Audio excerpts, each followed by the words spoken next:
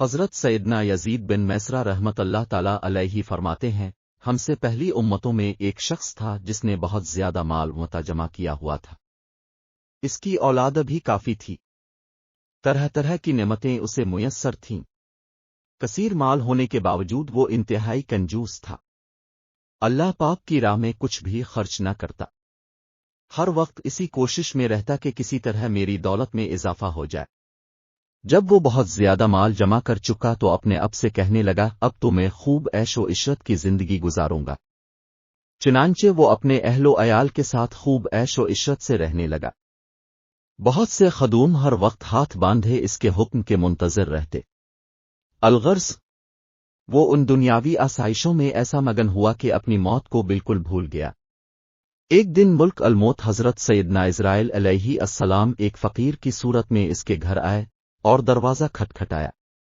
غلام فوراً دروازے کی طرف دوڑے اور جیسے ہی دروازہ کھولا تو سامنے ایک فقیر کو پایا۔ اس سے پوچھا، تو یہاں کس لیے آیا ہے؟ ملک الموت علیہ السلام نے جواب دیا، جاؤ اپنے مالک کو باہر بھیجو، مجھے اسی سے کام ہے۔ خادموں نے جھوٹ بولتے ہوئے کہا، وہ تو تیرے ہی جیسے کسی فقیر کی مدد کرنے باہر گئے ہیں۔ حضرت سیدنا ملک الموت علیہ السلام یہ سن کر وہاں سے چلے گئے۔ کچھ دیر بعد دوبارہ آئے اور دروازہ کھٹکھٹایا۔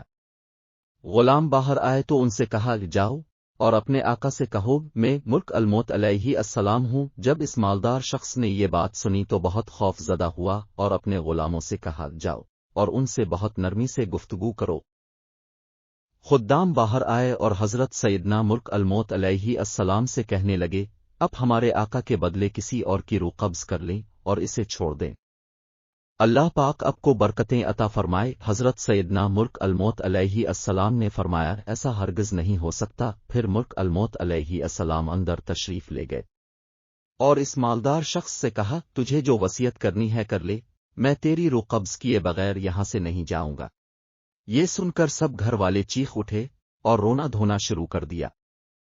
اس شخص نے اپنے گھر والوں اور غلاموں سے کہا، سونے چاندی سے بھرے ہوئے صندوق اور تابوت کھول دو اور میری تمام دولت میرے سامنے لے آؤ۔ فورائے حکم کی تعمیل ہوئی اور سارا خزانہ اس کے قدموں میں ڈھیر کر دیا گیا۔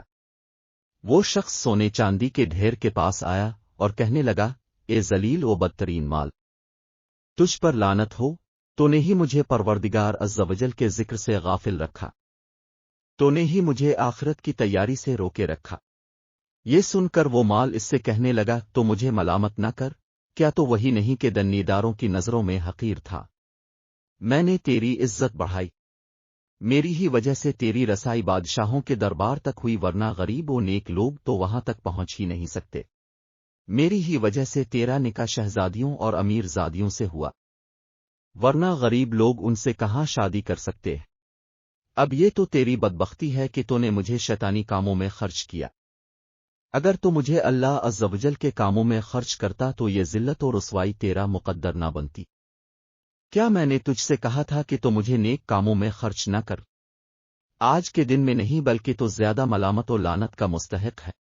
اے ابن آدم، بے شک میں اور تاف دونوں ہی مٹی سے پیدا کیے گئے ہیں، پس بہت سے لوگ ایسے ہیں جو نیکی کی راہ پر گامزن ہیں اور بہت سے گناہوں میں مستغرق ہیں۔ امام ابن جوزی علیہ رحمت اللہ القوی فرماتے ہیں، گویا مال ہر شخص سے اسی طرح کہتا ہے، لہذا مال کی برائیوں سے بچ کر رہو اور اسے نیک کاموں میں خرچ کرو۔